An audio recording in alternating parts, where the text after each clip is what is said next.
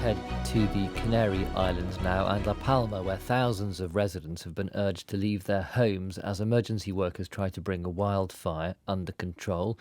On the line is Sharon Backhouse, Director of GeoTenerife, which is a British tour company that organises field trips to the Canary Islands, which, if you're not familiar, are off the northwest coast of Africa. Thanks so much for joining us, Sharon. So you arrived on Sunday with a group of students who weren't aware of the fires. So what do you know about how big the fires are, what kind of destruction there has been?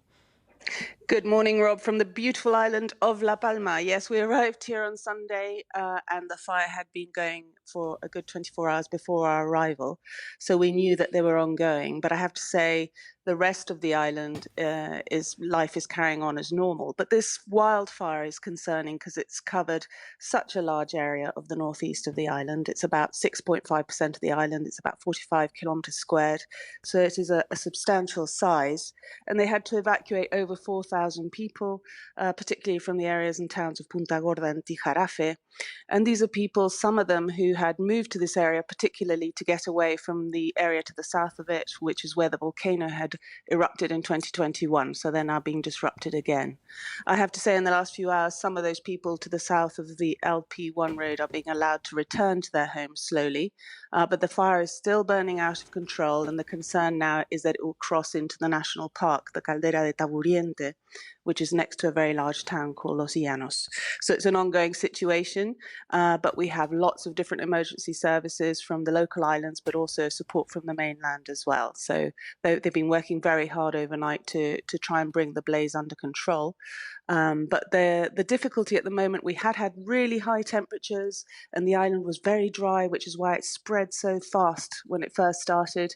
And the temperatures have started easing. The temperatures have gone down. It's a bit more moisture in the air, which is helping. But we're having these gusts of really high wind, and the problem of the smoke mixing with the clouds, certainly at altitude, can make it very difficult during the day for some of the operatives to carry out the work they need to do.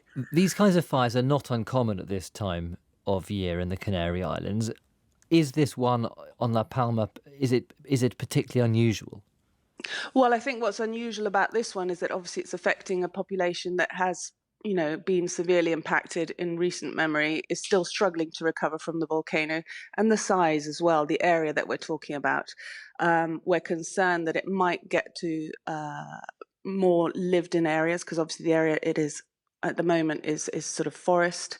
It was threatening these two towns, and it seems that the emergency services might have been able to sort of protect them, and people are starting to be able to go back. So that would be fantastic. And the amazing thing about the Canary Islands is if it is the forest that burns, within a few months it starts to go green again. The Canary pine is extraordinary, and it is rather emblematic of the people of the Canary Islands who are, facing a fair few natural hazards and recover from them. But we're keeping a close eye on this flank, as I say, into the national park, because that is not under control. Access there is really, really difficult. So we have to see how that evolves during the day. So what are you and your students going to do while this is all going on then? So we're here to study the impacts of the volcano of 2021. So we're a few kilometers away from the fire, so we should be able to carry on the work that we're doing there. We'll be working over the next 10 days in the exclusion zone in collaboration actually with the University of Florida. And we're looking specifically at new field techniques to be able to test lavas during any sort of volcanic activity, and looking at how the lavas are recovering from the volcanic activity of 2021. So as and things staying stand, in the shade as much as possible, I imagine. Oh, absolutely. Although I have to say it's not as hot now as it was the previous day, so I think we'll be fine. We've got our big field hats. Right. Sharon, thanks for joining us. Sharon Backhouse, their director of that British tour company, GeoTenerife.